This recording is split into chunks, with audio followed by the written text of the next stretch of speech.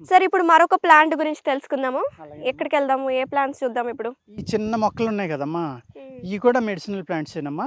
హుహు. దీనిని రెడ్డివారి నానుబాలు అంటారమ్మా. ఇది ఓహ్! ఇందులో 2, 3 రకాలు ఉంటాయమ్మా, చిన్నది పెద్దది. ఓకే. ఇది చాలా సార్లు చూసాను సార్ నేను. ఆ, ఇది చూడమ్మా, హ్మ్. ఇలా బ్రేక్ చేస్తే మిల్క్ వస్తుందమ్మా ఆ! ఇందులో నుంచి కూడా. యెస్. అవును. అర్థమైందమ్మా. హ్మ్. ఈ పాలు మీరు పుండు కానీ హ్మ్. లేకపోతే చాకు తెగిపోయింది, ఒక లోతుగా గాయమైనా సరే ఇలా పొడిచేస్తే అమ్మా బాగా జిగురుగా ఉంటాయి. హ్మ్. ఆ తెగిన గాయంలో ఈ పాలు పడవాలమ్మా. హ్మ్. పొడిచి దాన్ని నొక్కి పట్టుకోండి, ఒక 2 నిమిషాలు అతుకుపోతుంది. ఇదేదో మిరాకిల్‌గా ఉంది సార్. మిరాకిలేనమ్మా. సినిమాల్లో చూపిస్తూ ఉంటారు కదా! అవునమ్మా. ఆయుర్వేదం అతుకుపోతుందమ్మా. అదే. అతుకుపోయినా కానీ గాయం తగ్గదు. గాయం 2, 3 రోజులు పడుతుంది. హ్మ్. డైలీ ఉదయం సాయంత్రం ఈ పాలు అనేది అలా పెడితే గాడిలోకి వెళ్తుందమ్మా. ఇప్పుడు ఇగో చేతిలో ఉందమ్మా, ఇగో ఇలా వండేవాడికి ఇది అంతా పాకుతుంది అనమాట. హుహు. ఈ కాసేపట్లో ఎండిపోయమ్మా ఇది జిగురుగా పట్టేసుకుంటుంది. హుహు. ఆ స్కిన్ అంటుకుపోతుంది అనమాట. అంటుకుపోయి దీని పాలని చిన్నప్పుడు దీన్ని ఏమనేవాళ్ళు అంటే, ఏది వచ్చినా సరే దెబ్బ తగిలినా హ్మ్. పాలు మొక్క దగ్గరికి వెళ్ళండి, అది పొడిచేసుకోండి అనేవారు ఆ! పెద్దోళ్ళు పిల్లలు అందరూ కూడా. గబగబా వెళ్ళటం, అవి అలా తెంపుకోవటం, భూమిలో ఉండగానే హ్మ్. అది ఇలా అంటించుకోవడం పొడవుకి. అంటే వూండ్ హీల్ అయిపోతుందన్నమాట. wound హీల్ అయిపోతుందమ్మా. ఓకే. పుండు కానీ కట్ కానీ. హ్మ్. కట్స్ చాలా అద్భుతంగా ఇలా నొక్కి కాసేపు పట్టుకుంటే అంటుకుపోతాయమ్మా. ఇందులో గమ్ములా ఉంది ఇది. హ్మ్. ఈ జిగురు వల్ల అంటుకుపోతుంది. బ్లీడింగ్ కూడా వెంటనే తగ్గిపోతుంది. ఈ మొక్క ఏదన్నా హార్ట్‌కి కావచ్చు, లేకపోతే కిడ్నీ కావచ్చు, లివర్‌కి చాలా దేనికైనా వాటికి ఉపయోగపడుతుందా? పనిచేస్తుందమ్మా. హ్మ్. దీన్ని సమూలం తీసుకోవాలమ్మా. అంటే వేరుతోటి సహా తీయాలి. హ్మ్. వేరుతోటి సహా తీయాలి. ఆ వేరులో మట్టి కానీ ఇంకోటి కానీ లేకుండా నీట్గా కడుక్కునమ్మా. దీన్ని నీడన ఆరబెట్టుకోవాలమ్మా. నీడన ఆరబెట్టిన తర్వాత హ్మ్. దీన్ని నలిపేసమ్మా చూర్ణం చేసుకోవచ్చు. హ్మ్. చూర్ణం చేసేసిన తర్వాత దాన్ని రోజు ఒక 600 mg నుంచి 1 గ్రామ్ వరకు ఓకే. పాలల్లో తాగాలమ్మా. హుహు. పాలల్లో తాగితే మనం అశ్వగంధ, శతావరి లేకపోతే ఇంకోటి లేహేయాలనుకుంటున్నాం కదమ్మా, అవును. అంత బలం ఈ ఒక్క మొక్క ఇస్తుంది. ఓకే. అశ్వగంధ కంటే బలం ఇస్తుందా సార్? అంత బలం ఇస్తుందమ్మా ఇది. ఆహా! అదేవిధంగా కొంతమందికి బాయిల్స్ వస్తాయమ్మా.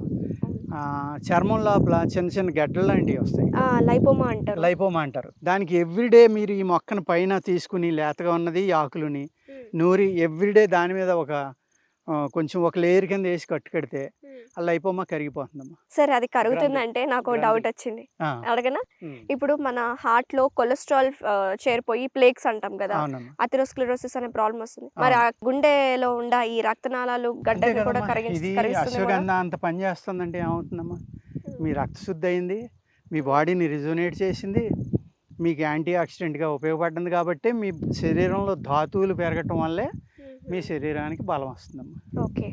ఆ విధంగా ఇది కూడా చేస్తుందమ్మా. హ్మ్. అద్భుతమైన పని చేస్తుంది ఇది. దీని పేరు మరొకసారి చెప్పండి సార్. రెడ్డివారి నానుబాల. రెడ్డివారి నానుబాల. ఓకే. దీన్నే ఈ ఆకులు లాంటివి చిగురు తీసుకున్నామా నూరి హ్మ్. థైరాయిడ్ గ్లాండ్ మీద ఒక హాఫ్ ఇంచ్ అదే క్వార్టర్ ఇంచ్ అమ్మ హ్మ్. ఒక లేయర్ కింద వేసి కట్టేసుకుని పడుకుంటే ఆ గ్లాండ్ గట్టిపడిన గ్లాండ్ కూడా మళ్ళీ మెత్తబడి హ్మ్. థైరాయిడ్ తగ్గడానికి ఆస్కారం ఉంది. అంటే మీరు చూసి చిన్న ఇంపార్టెన్స్. మొక్క కూడా అనుకుంటారు ఇది. దీనివల్ల అన్ని ఉపయోగాలు ఉన్నాయి. సో, మనకి తెలుసుకోవాలి పద్ధతి ఎలా ఆ, ఎండబెట్టుకోవాలి, ఎలా ఏం పౌడర్ చేసుకోవాలి. ప్రమాదకరమైనవి ఏం కాదమ్మా ఇవి. హ్మ్. సేఫ్ ప్లాంట్లే, హ్మ్. అందరూ వాడుకోవచ్చు ఇది. ఓకే.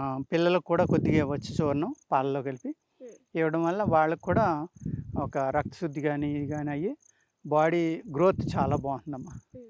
బలం కూడా చాలా బలం ఇది. అదే చెప్తున్నారు కదా మీరు అశ్వగంధ, ఎప్పుడైతే మీకు శతావరి కంటే. అశ్వగంధ లేక ఉపయోగపడుతుందంటే, అశ్వగంధ ఎక్కువ ఏమనుకుంటారంటే అందరూ మ్యాన్ పవర్ కోసం వాడదాం అనుకుంటారమ్మా. హ్మ్. బలము మ్యాన్ పవర్, హ్మ్.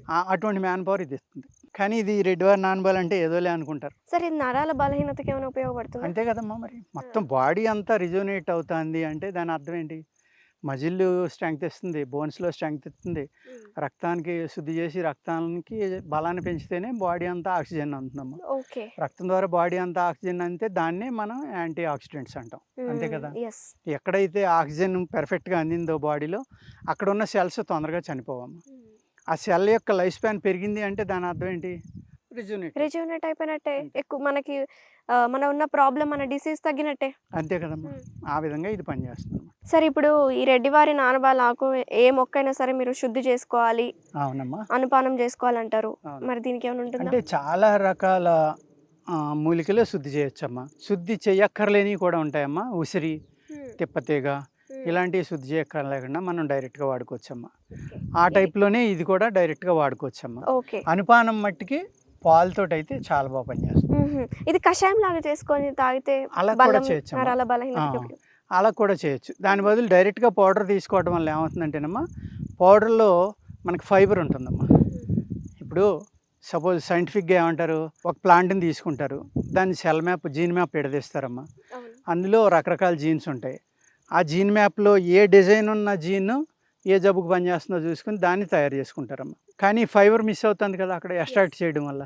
ఫైబర్ అనేది బాడీలోకి వెళ్ళట్లేదు.